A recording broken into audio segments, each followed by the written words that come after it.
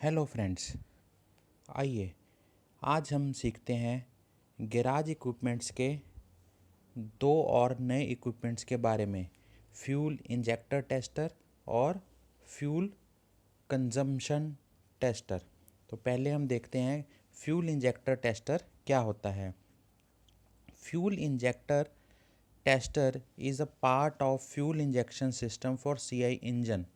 Its main purpose is to inject small volume of fuel in a fine spray at high pressure and velocity at end of compression stroke to give quick and complete combustion. It is also called as fuel atomizer. The various faults may occur in fuel injector due to various reasons during continuous operation. These faults affect the performance of the engine.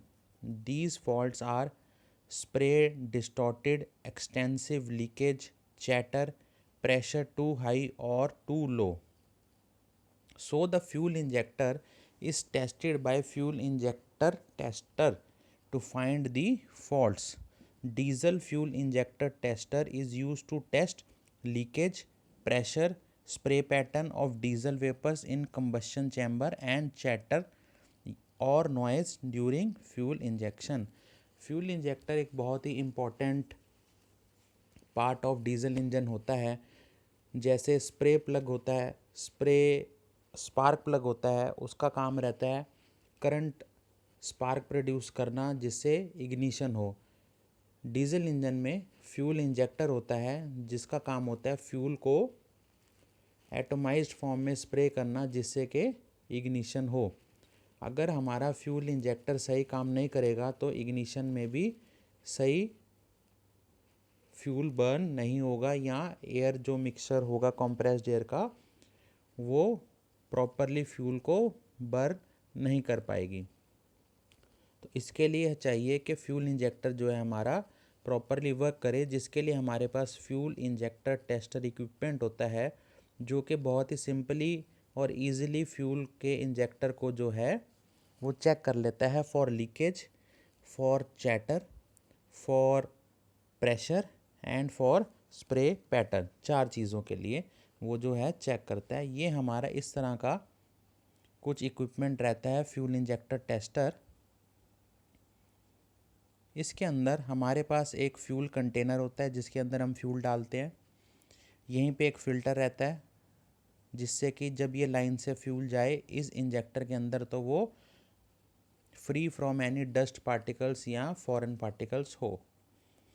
एक इसमें dial gauge रहता है जो कि pressure measure करने के लिए काम में आता है। ये ऑन ऑफ हैंडल होता है जिससे हम प्रेशर बिल्डअप करते हैं। ये इंजेक्शन पंप होता है जहाँ से हम इसको ऊपर नीचे करके प्रेशर बिल्डअप करते हैं और यहाँ से प्रेशर फीड पाइप से जो ये है फ्यूल इंजेक्टर पे जो है फ्यूल जाता है।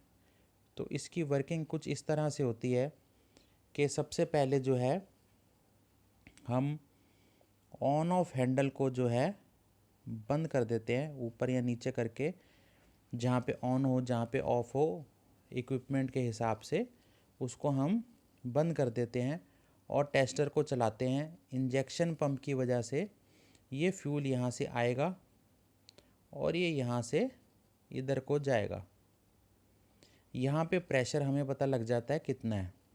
जो डेजिग्नेटेड प्रेशर है हम उस प्रेशर तक जो है इसको चलाते हैं और ये देखते हैं कि क्या यहाँ पे फ्यूल बाहर आया या नहीं आया, यानी कि जो इसका टिप रहता है वो वहाँ पे कुछ ड्रॉपलेट्स आए या नहीं आए, या फिर इसका प्रेशर कहीं डाउन तो नहीं हो गया, जो प्रेशर रिकमेंडेड है वो प्रेशर मेंटेन हुआ कि नहीं हुआ। अगर प्रेशर मेंटेन हो गया और यहाँ पे भी कोई गीलापन या ड्रॉपलेट्स ऑफ फ्यूल नहीं आए, इसका मतलब लीकेज टेस्ट पास है, इंजेक्टर में किसी किस्म की कोई लीकेज नहीं है। लेकिन अगर यहाँ पे प्रेशर ड्रॉप हो रहा है,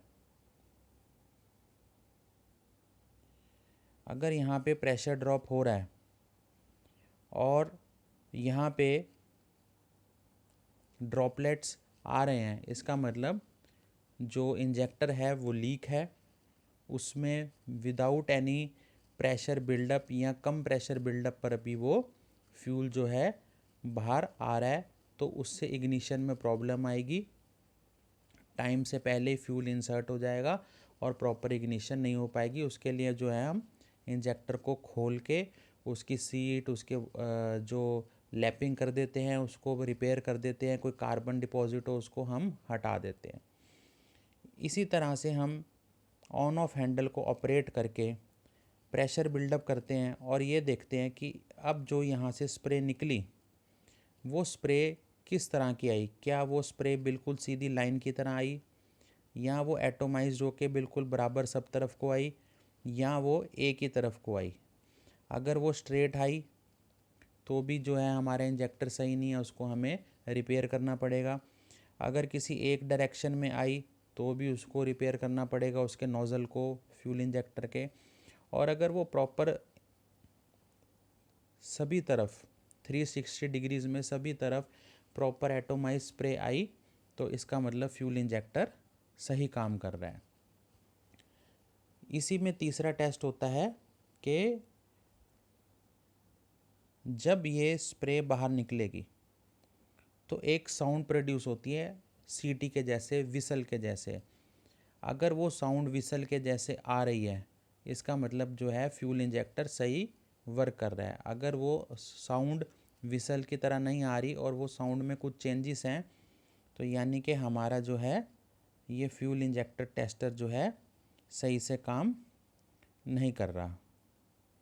तो हमारे पास यहाँ पे लीकेज टेस्ट हो गया, स्प्रे के डायरेक्शन का टेस्ट हो गया, हमारे पास यहाँ पे चैटर या नॉइज़ का टेस्ट हो गया, और एक है प्रेशर का टेस्ट। हम इसमें हैंडल को ऑन ऑफ करके यहाँ से प्रेशर बिल्डअप करेंगे और जब प्रेशर हमारा डेजिग्नेटेड पोजीशन पे पहुँचेगा कि जिस प्रेशर पे हमारे को स्प्रे चाहिए, अगर उसी रेंज में स्प्रे बाहर आती है तो इसका मतलब जो है इंजेक्टर सही काम कर रहा है, अदरवाइज़ जो है इंजेक्टर सही काम नहीं कर रहा।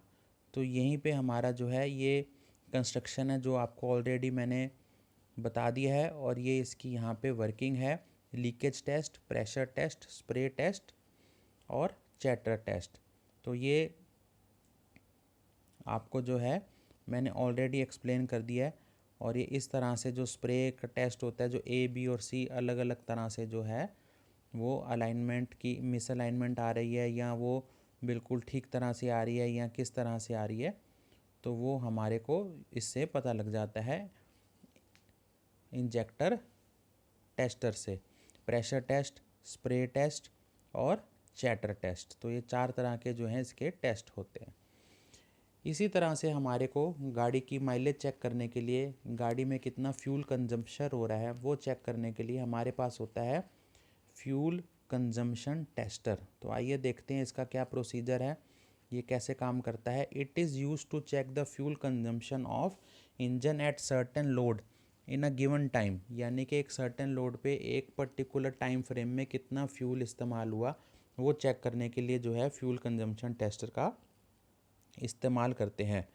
It consist of a burette और ग्लास फ्लास्क। एक पाइप होता है ग्लास का जिसको हम ब्यूरेट बोलते हैं, टेस्ट ट्यूब के जैसे होता है, जिसके नीचे और ऊपर दोनों साइड पे जो है खुला रहता है। टेस्ट ट्यूब एक साइड से बंद रहती है, ये एक साइड से जो है खुला रहता है, दूसरे साइड से भी खुला रहता है। ब्यूरेट और glass flask on which scale is engraved in ml. The scale shows the fuel consumption by engine during testing in a given time. Stopwatch is used to note the time duration of testing. इस तरह का जो है वो burette रहता है। यहाँ पे भी एक ओपनिंग होती है और ये यहाँ पे मीटर लगा होता है पूरा का पूरा, यहाँ पे लाइंस बनी होती हैं। हम इसको जो है फ्यूल टैंक में इंसर्ट कर देंगे और फ्यूल यहाँ से राइज़ कर जाएगा ऊपर, और जब हम उसको कार को चलाएंगे एक पर्टिकुलर टाइम फ्रेम के लिए तो ये फ्यूल कंज्यूम होगा और ये फ्यूल थोड़ा सा नीचे को आ जाएगा। तो जब फ्यूल नीचे आएगा वो रीडिंग हम नोट कर लेंगे और रीडिंग के हिसाब से हमारे को पता लग जाएगा कि कितना हमारा फ्यूल कितने टाइम में यूज़ हुआ, यानी कि how much litres in how much hours हम कैलकुलेट कर सकते हैं, या किलोमीटर पर लीटर के हिसाब से वो जो है हम एवरेज को फिर फाइंड आउट कर सकते हैं। तो उसका प्रोसीजर क्या है? Firstly fill the petrol in tank to correct level and measure the level by taking reading from burette. फिर सेकंड है start the engine and run it to a period of 5 to 10 minute as per required load and condition, यानी कि कितनी acceleration पे, कितने load पे उसको हमने रन किया 5 से 10 मिनट के लिए।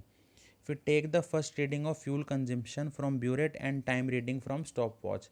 Bye this we can calculate fuel consumption in litres per hour on idling, यानी इंजन अभी नॉर्मल पोजीशन पे चल रहा है। The another readings of fuel consumption and time are taken by increasing the load, यानी acceleration को तेज़ या स्लो करके हम जो है बाकी की रीडिंग्स को भी ले सकते हैं। In all engine loads RPM of engine should be same. In this way average of all readings are taken and converted into fuel consumption as litres per year per hour. तो इससे हमारे को जो है पता लग जाता है कि कितना फ्यूल कंज्यूम कर रहे हैं, कितने समय में, कितने माइल्स पर आवर यानी कितने किलोमीटर्स पर आवर, और कितने माइल्स पर गैलन यानी कि कितने किलोमीटर पर गैलन। माइल्स एक यूनिट है किलोमीटर के जैसे, तो कितने गैलन, गैलन भी एक यूनिट है लीटर्स की जगह। तो ये एक 6 सिलेंडर इंजन के लिए या 8 सिलेंडर इंजन के लिए जो है ये दिखाया हुआ है कि इतने घंटे इतने किलोमीटर चलेगा तो इतना फ्यूल कंज्यूम होएगा। यानी कि अगर यहाँ पे करीबन 28 गैलन फ्यूल है यहाँ पे, और वो चला यहाँ से, तो वो धीरे धीरे 80 माइल्स तक जब पहुँचेगा तो वो करीबन 16 या 15 के करीब जो है वो फ्यूल रह जाएगा। तो इस तरह से जो है वो हम फ्यूल कंजप्शन को मेजर कर सकते हैं। मैं उम्मीद करता हूँ आपको ये दोनों टॉपिक्स अच्छे से समझ आए होंगे। Thanks for watching.